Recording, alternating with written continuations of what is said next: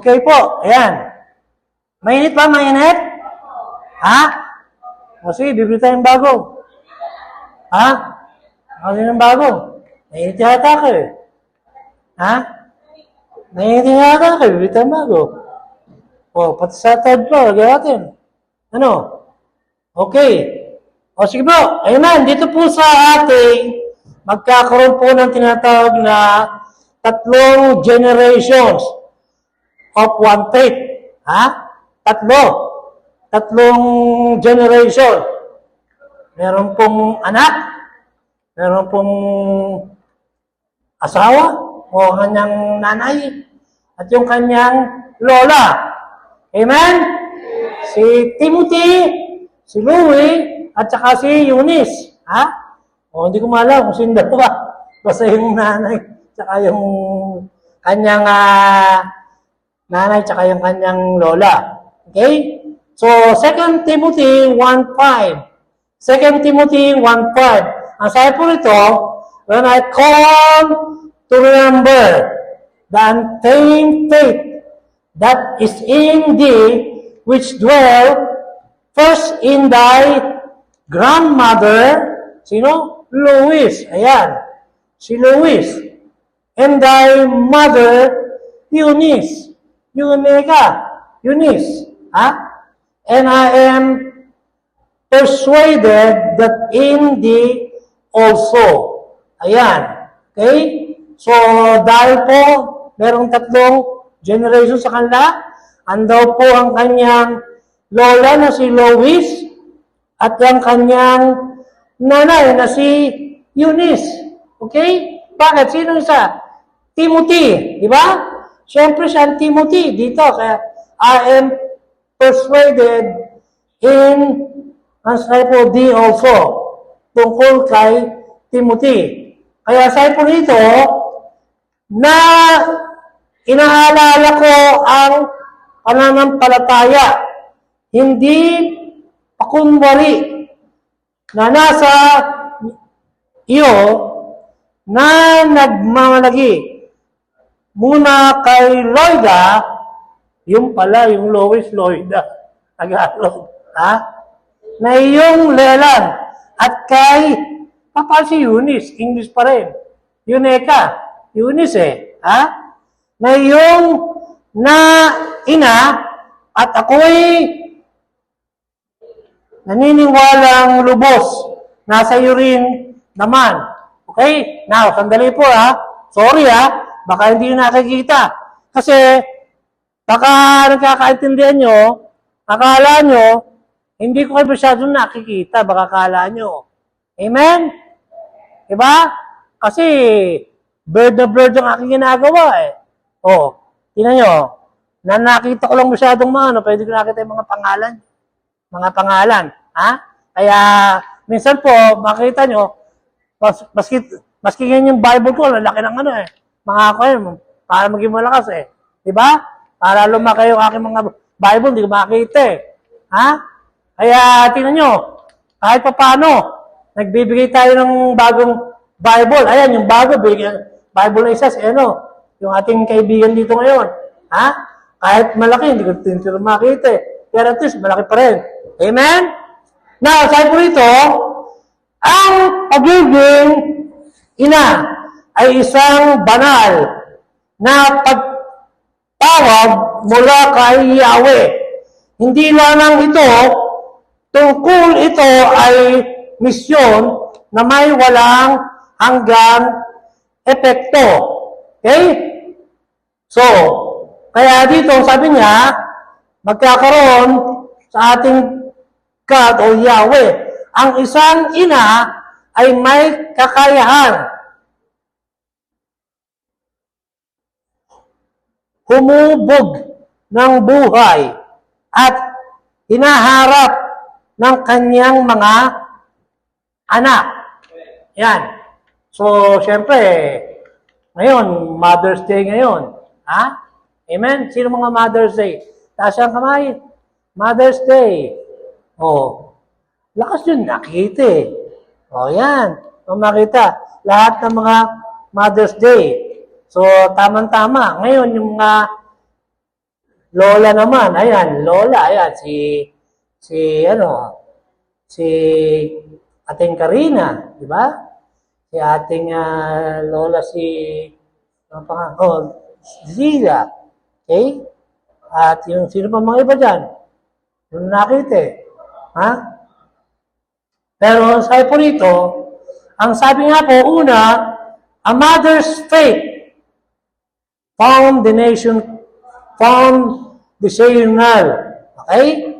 A mother's faith foundational. Ang pananampalataya ng ina ay pundasyon. Si Timoteo at lumaki sa pananampalataya dahil sa kanyang ina at lola. Okay? Si Timothy ay dahil po kay kanyang nanay, maging ang kanyang lola. Salamat po, di ba? Dahil po silang mga anak ni Timoteo para sa kanyang pananampalataya, sa kanyang faith. Dahil sino tumulong sa kanya? Dahil po sa kanyang anak, tapos yung kanyang nanay, tsaka yung kanyang lola. Parang si Paul, di ba? Anak ni nanay, hindi, takba. Hindi, di ba? Tapos wala na si Mamang di ba?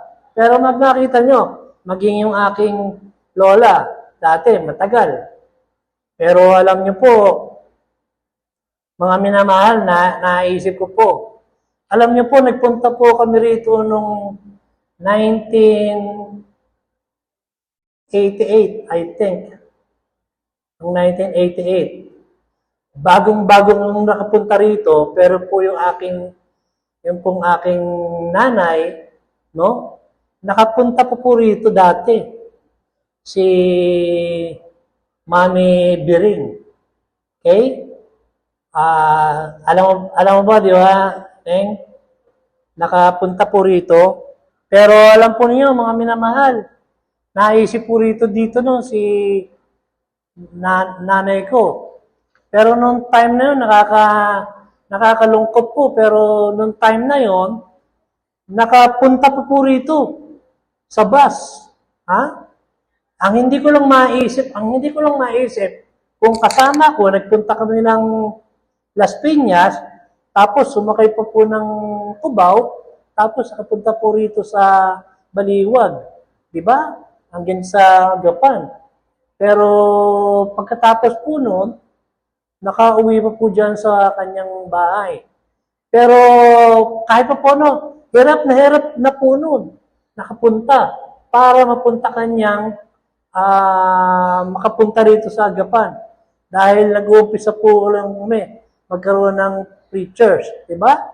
Pero salamat po natin. Kaya yung mga nandito, halimbawa katulad si Mark, ayan, yan, ginagawa mga preacher di ba? Kahit pa paano, Mark, ang nanay mo, si nanay mo, pangalan mo. O, di ba?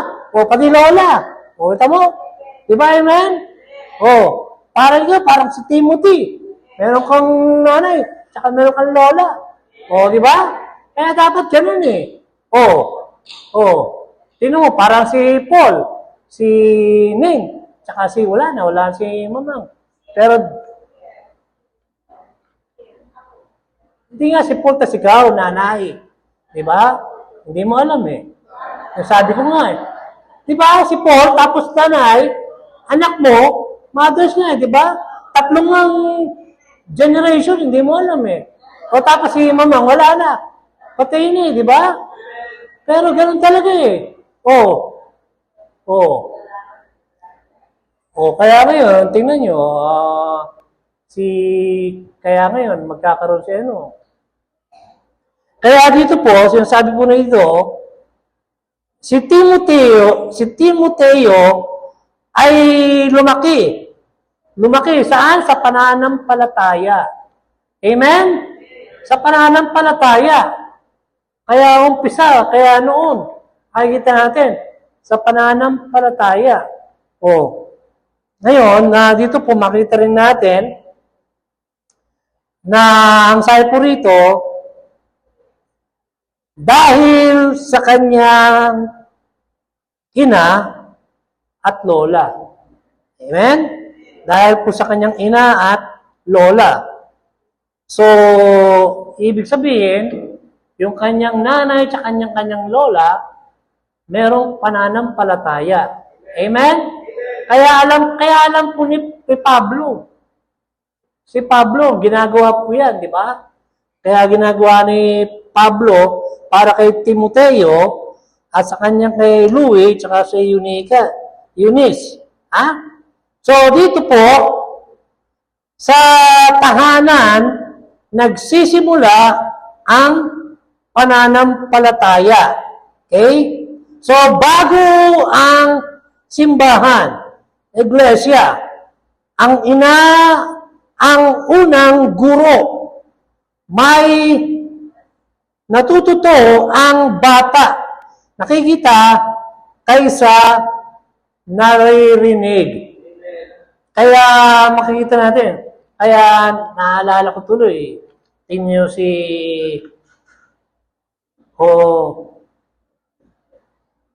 Jose Rizal.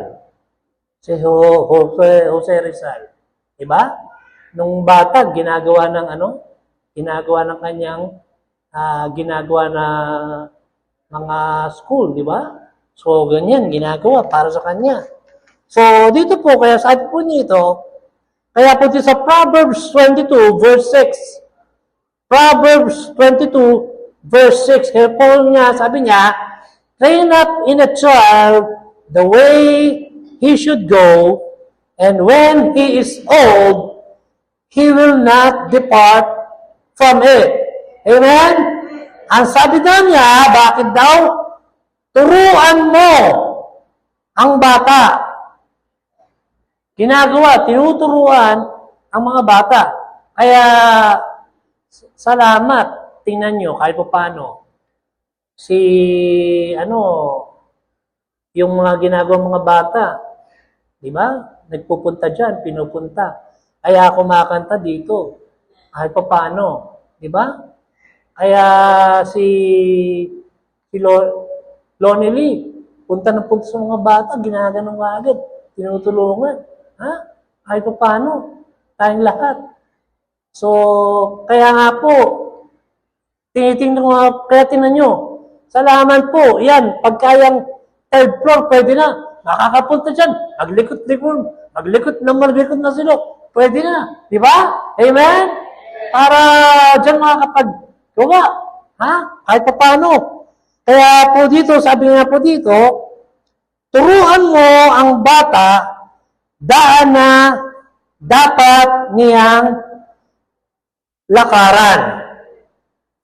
Kaya ganun talaga sa umpisa. Tapos ngayon, kahit pa paano, may mga bata na lahat, kahit pa paano. Tingnan nyo ngayon, si Mark, mayroong bata na. Di ba? May mga bata na. Kahit pa paano. Yung iba, hindi ko masasabi yung mga pan. Pero naisip nyo. Kaya yung mga bata, nagagawa lahat. Salamat. Okay? Kaya, sabi po rito, ang isang makadiyos na ina ay naglalagay ng matibay na pundasyon bukas ng kanyang anak. A mother's prayers are powerful. No? Yun daw pong panalangin. Panalangin. Kahit pa paano, tayong lahat, pinapanalangin nila. Now, hindi lang po yung nanay. Maski maging yung mga tatay nila, iba ay papanalangin. Amen ba? Prayers, amen? Pero, amen ba? Yung, para mga lalaki, pwede rin naman eh. Diba? Hindi yung puro mga babae. Pero, lahat po natin, nagagawa. Kaya nga po sabi, kasi tamang-tama, Mother's Day ngayon eh. Okay? Pero hindi lang po yung mga mothers, maski po yung mga tatay, di ba? Ginagawa. O, parang si Cora ngayon, Cora, asa si Cora? Ayun no? Cora. Ay, hindi. Hindi. Hindi pala Cora. Si Carol. Ha? Carol. O, si Carol. Siya ang nanay at tatay, di ba? Okay na yun, yan talaga eh. O. Kaya dito, sabi po rito, ang sabi po, ang panalangin ng isang ina ay makapangyarihan. Okay? Ang isang inang nananalangin ay hindi matatalo. Nagdadala siya ng mga pasanin ng hindi nakikita. Patuloy siyang dumadalangin kahit walang nakakakita.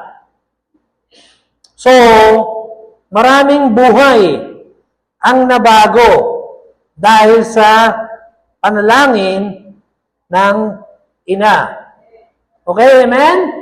Kaya makikita po ninyo, kita nyo kahit pa paano, yung nagagawa talaga ng mga nanay para sa kanyang anak. Okay? Now, tingnan nyo kahit pa paano. Alam nyo, nung si Nanay Ning, yan, Nanay Ning, siyang nanay. Amen? Pero kahit pa paano, nitong si Paul, noon, nung nasa UP, alam nyo, kahit pa paano, syempre, college pa lang, syempre, kahit pa paano, mga boys, may nagagawa. Diba?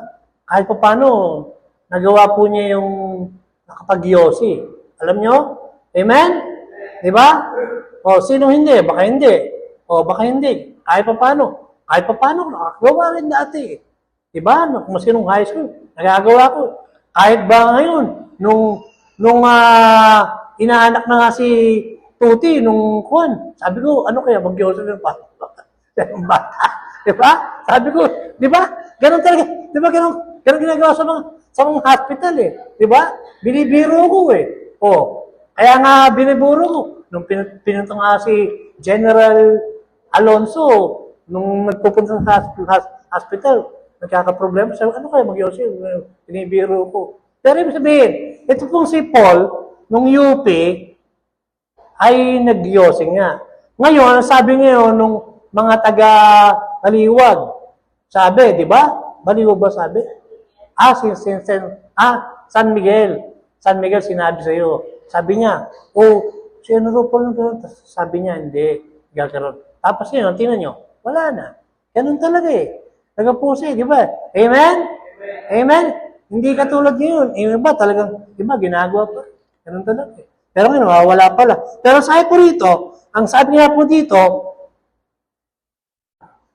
patuloy siyang dumadalangin kahit walang nakakakita, maraming buhay ang nagbago dahil sa panalangin ng ina.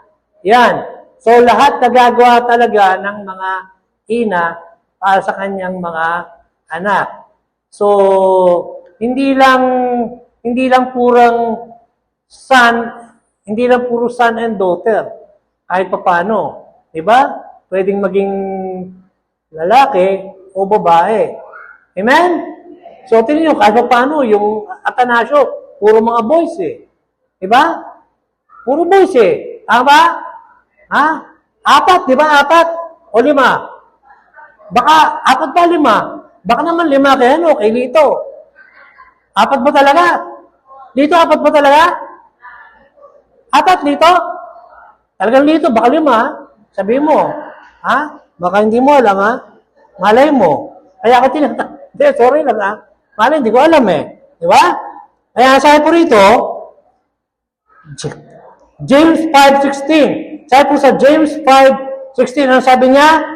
Confess your faults one to another and pray one for another that ye may be healed. The effectual fervent prayer of a righteous man. Man? So, dito po ngayon, sabi po sa James 5:16, sabi niya, malaki ang nagagawa ng panalangin ng taong matuwid. Okay? So, huwag maliliit ang tahimik na panalangin ng isang ina.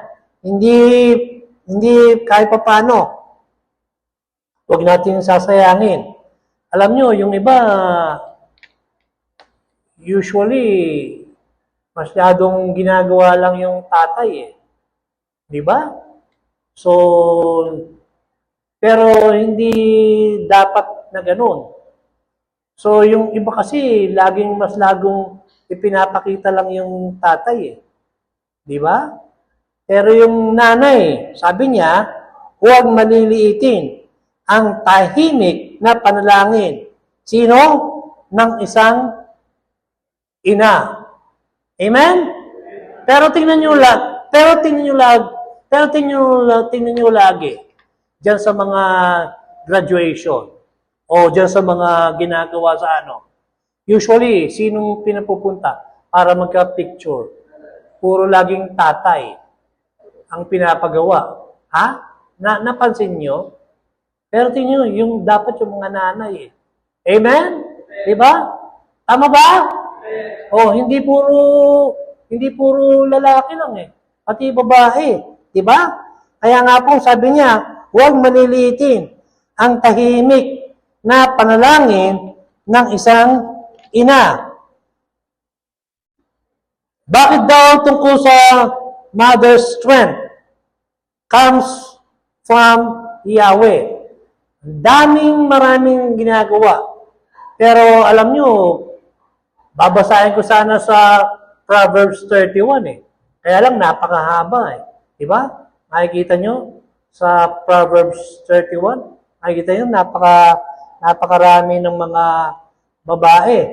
Kaya sabi po, a mother's strength comes from Yahweh, God. Ano ang gagawin niya? Ang lakas ng ina mula kay Yahweh. O, tingnan nyo ngayon, masyado ngayon, napakahirap niyo ng konti ngayon. Yung aking strength, nagiging hindi na katulad na dapat. O, kaya tingnan nyo sa mga ginagawa natin, dapat tayong maging malakas, mahirap. Hindi madali ang pagiging ina. Ito ay puno ng sakripisyo at pagtitiis. Lahat ng mga pagtitiis. Kaya dito nga po sa Proverbs 31, verse 25. Yan, Proverbs 31, verse 25, sabi niya, siya'y nabibihisan ng lakas at karangalan. So, pagka binabasa po ninyo tungkol sa Proverbs 31, lahat ng mga nanay, pagka nag-Bible kayo, buksan nyo yung Proverbs 31, yung chapter ng Proverbs 31. Makikita lahat tungkol sa mga nanay. Okay?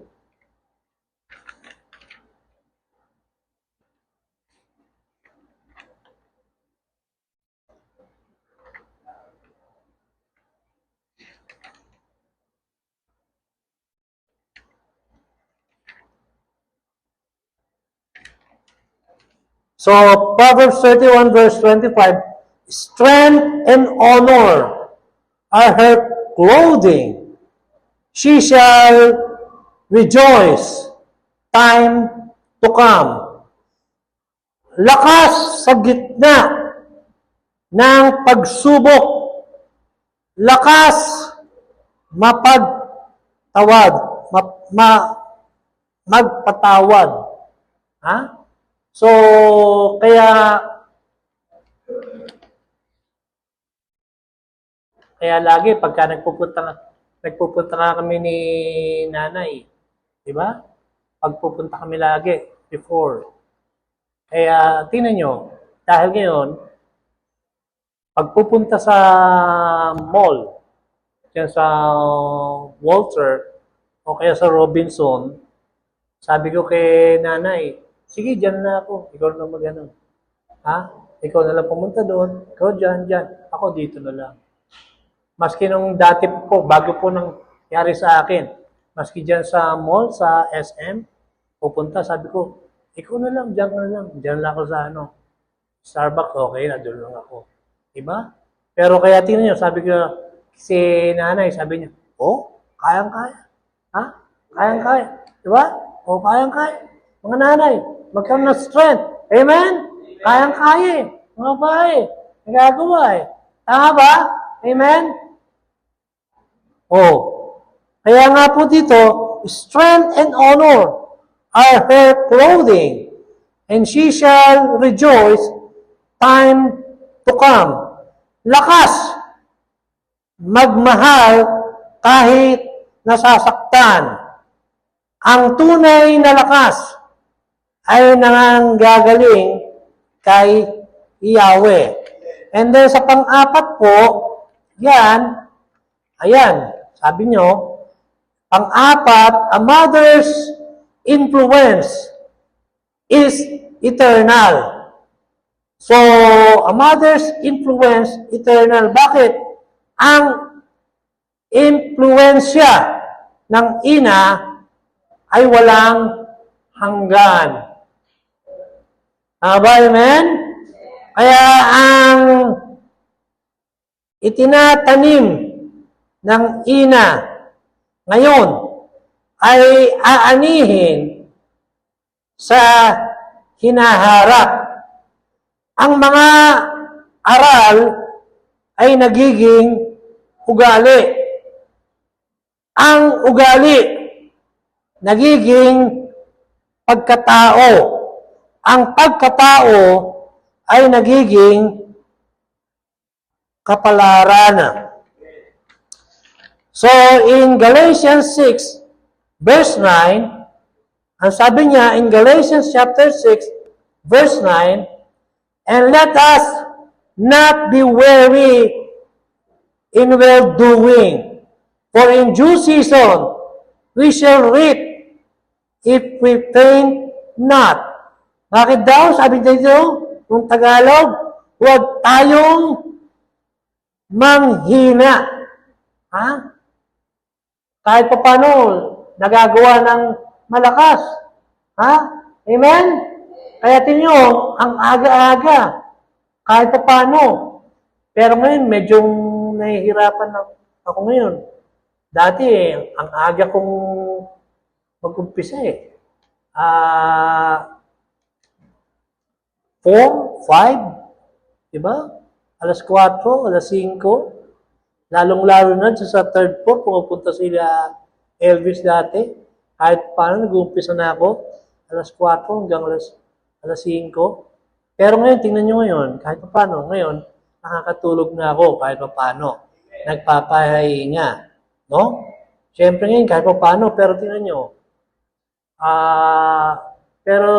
Kahit paano, katulad po sa gabi, hindi kaagad ako nakakatulog. Ha? Sa umaga, hindi gagawin nakakatulog. Kahit po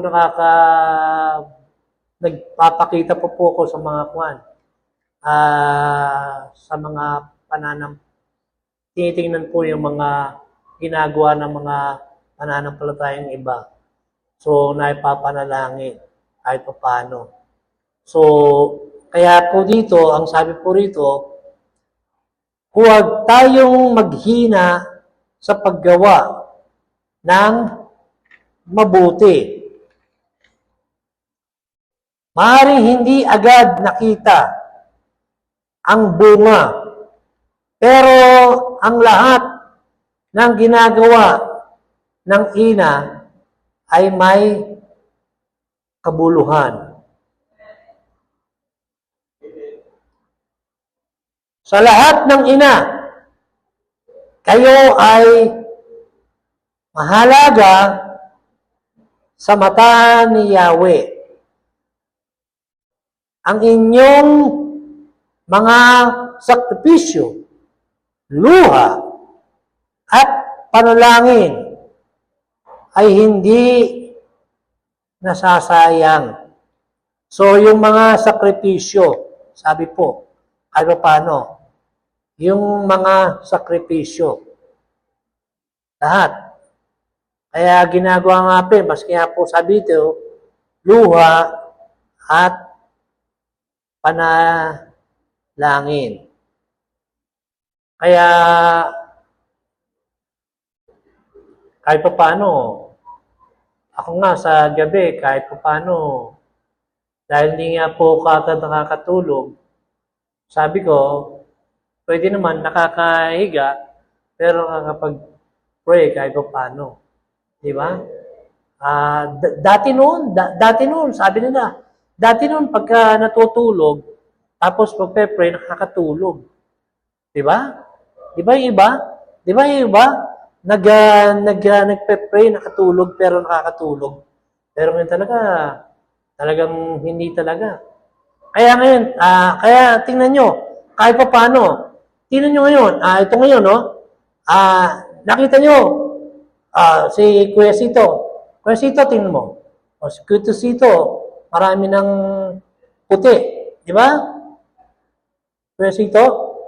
Pero alam nyo, mas marami ako. Nakakulay lang. Kulay ba tawag doon? Ha? Oo nga, kulay. Sabi, tingnan nyo. Pero tingnan nyo, kahit pa paano, habang natutulog ako, nakakahiga ako, sabi, masakit. Kaya sabi ko kay nanay, wag na, talagang ayaw ko. Mahirap talaga yung mga kahit pa paano. Kaya sabi ko, gagawin nyo na. Tama-tama, 16 na okay na, wala nang problema. Makita na. Hindi ka mukha ni si President Duterte. Anong ilang taon si Duterte? 80 ano? 80 ano? Ito, black na, makita niyo. Di ba? Pero ganoon talaga eh. Pero hindi talaga, makita po natin. Kaya sabi po dito, maaaring hindi agad makita ang bunga, pero ang lahat ay ginagawa ng ina ay may kabuluhan. Sa lahat ng ina, kayo ay mahalaga sa mata ni Yahweh. Ang inyong mga sakripisyo, luha, at panalangin ay hindi nasasayang.